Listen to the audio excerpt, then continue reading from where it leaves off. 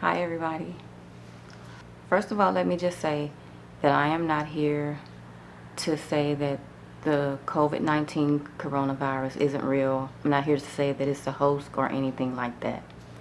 I am here to give my family's experience, and the reason that I feel the statistic numbers may be inaccurate. So this is just my family's experience with this. So let me go back a couple of weeks. I'm scrolling down Instagram, and there's a young lady who made a video. She was upset on the video because she had been to the doctor, and the doctor had gave her the diagnosis of COVID-19. And on the video, she was upset because they diagnosed her with it without giving her the actual test. So when I saw the video, she said that the only symptom that she had that she couldn't taste. Since she had that symptom, they told her, well, that's a symptom of COVID-19. You have it. Go home and quarantine yourself. So I was thinking to myself, well, they did say that that's one of the symptoms, but just about any symptom nowadays, but just about any symptom is almost a symptom of COVID-19. It's like every day a new symptom comes up that could be COVID-19 or corona related. So I kind of looked at it for a minute, then I forgot about it. So then maybe, I guess a few days, possible a week later, I believe this was on a Thursday, maybe a Wednesday or a Thursday, I got a call from my daughter. She said, Mama, I got the COVID.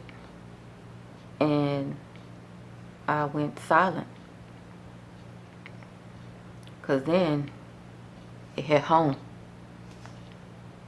This shit is real.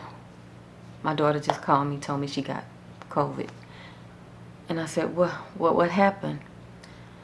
She told me that she was having shortness of breath, chest pains, and so she went to Care Now. Care Now diagnosed her with bronchitis. But I think with everything going on, and maybe with her constantly watching the news, she got nervous and just couldn't accept the fact that, it's just bronchitis. And plus they didn't give her the COVID test because she's thinking that's a symptom of corona. So she went to the big hospital, and she said when she got there, they were not letting people in unless you're like deathly sick. They're not letting nobody in. They had tents. She said they had tents set up outside. She told them that she had been to the clinic, the Care Now clinic, and that they diagnosed her with bronchitis, but she said she was starting to feel worse. So she said the nurse put the temperature, checked her temperature, put I think the thermometer, the digital one, where they put on your forehead, and told her, well, you have a low-grade fever, so with bronchitis, you shouldn't have a fever, so you have COVID-19. You need to go home and quarantine yourself for 14 days. So that's when she called me and told me that they told her she had it. So they didn't give her the test, but told her she has it. Go home and quarantine yourself for 14 days. She has 2 children, a 12-year-old and a 2-year-old. She has a husband. So she had to go home and quarantine herself in her bedroom, away from her husband, away from her kids, for 14 days. Oh, and also she had a cough. I forgot to say that she did have a cough also.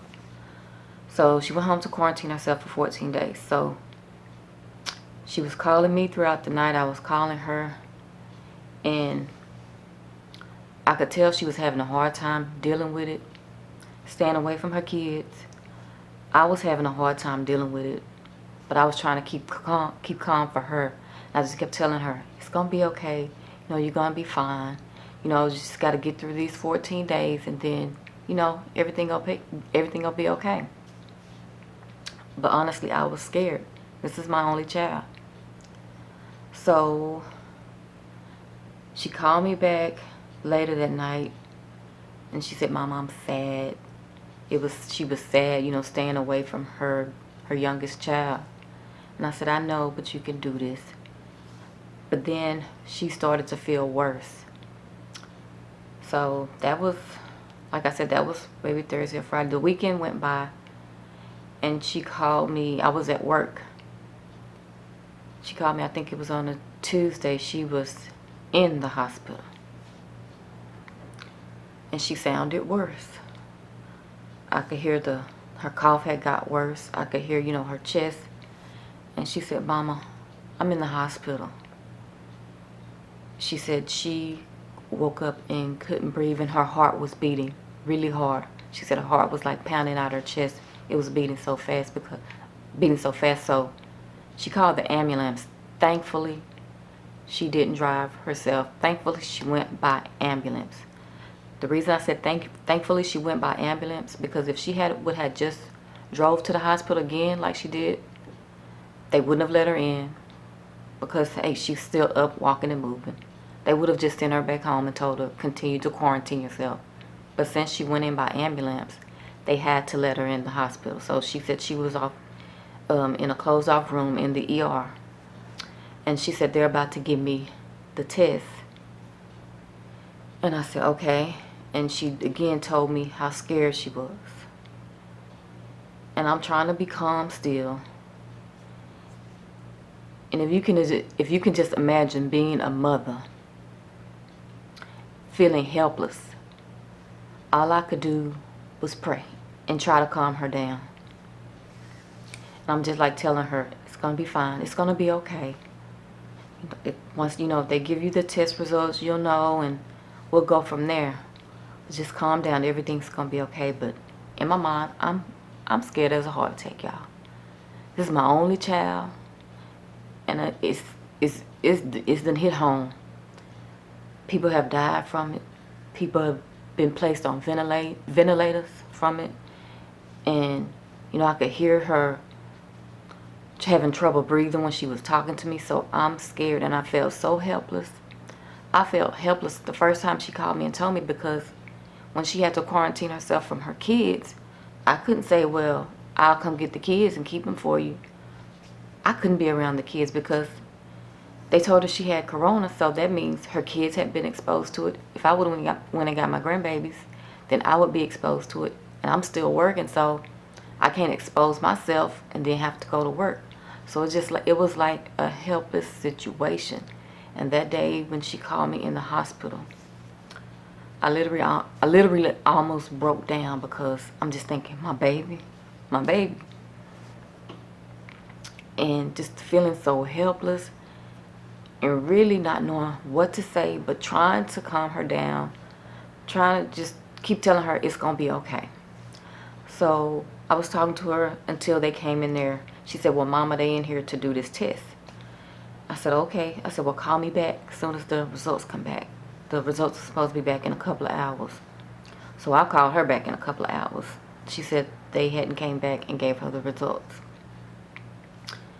So about 4 hours, it was 4 hours after when she told me they were giving her the actual test, that they came in and told her her COVID-19 test was negative. She had actually had when she went to the first clinic and they told her bronchitis. She actually had bronchitis. And with her having like underlying issues, she has hypertension. I guess the big hospital figured, well, you have underlying issues, and plus, and they told her she had a low-grade fever, but they didn't tell her what her temperature was. That was kind of alarming to me also. After that, she never had a fever. When she went back and they did the test, she didn't have a fever. So I'm not sure if she actually had a fever when that nurse did her temperature check. And I don't know if, the nurses are on edge now, so they really not want to deal with people much. So she just did it and said, okay, you got low-grade fever. You got corona, so go home and quarantine yourself. But this was a scary situation. And the reason that I'm saying that the statistic numbers could be inaccurate is because They are telling people they have corona, COVID-19, without giving them the actual COVID-19 test. So, and this few days was the scariest few days in my life. And when my daughter, after she told me that they came in there to give her the test, when I hung up the phone, I started praying. I didn't pray, Lord, please don't let my daughter have corona. I just prayed. I said, Lord, thank you for letting my daughter's test come back negative. Thank you for letting her have a negative test results. That's what I prayed. I didn't ask. I just said, thank you for letting it be negative. Because just being a mother, having a child, and with this thing, they're not letting anyone in the hospital. So I couldn't go up there and comfort her, to be with her, to hold her hand. I couldn't have any kind of personal contact with her other than talking to her on the phone, and just hearing that fear in my daughter's voice. It was scary, and the only thing I could do was just try to talk to her.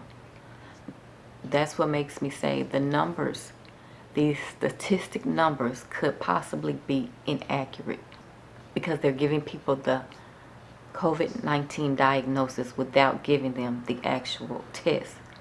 They're just sending them home and telling them to quarantine themselves for 14 days. So I'm just getting on here to tell y'all about my experience. If you have someone that's been given the diagnosis without the actual test, it could be actually possible, but it could be possible that they don't even have it. My daughter simply had bronchitis, and because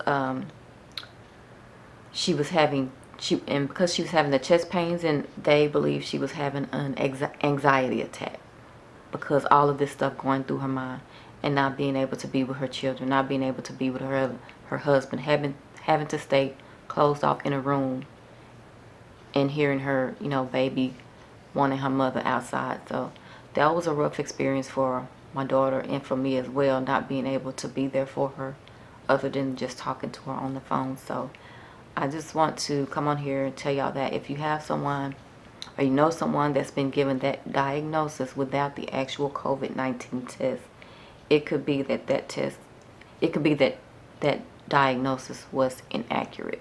So it could be that these statistic numbers are inaccurate. Not saying that people don't have it, because I know people that have gotten it, people that know people that have died from it. So this is something serious. It's not something to take lightly. And that was my big scare, because before my daughter called and told me that, I knew it was out here. I was being careful, but I wouldn't let it just sit in my mind. I kept telling myself just to not be afraid of it. Oh, it's not that bad. It's not that bad.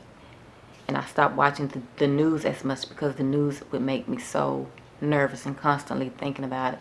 And I'm thinking that's one of the reasons that my daughter was having an anxiety attack, along with hearing that, she has the symptoms and she has it, and then you can't be around your kids, you can't be around your husband, stay away from them for 14 days. So I just wanted to come on here and tell y'all that, and we will get through this. I'll be glad when this thing is over. Not sure if it's ever going to be over, but I'm just wishing us all health and wellness, and thank y'all for watching. Thank you for listening.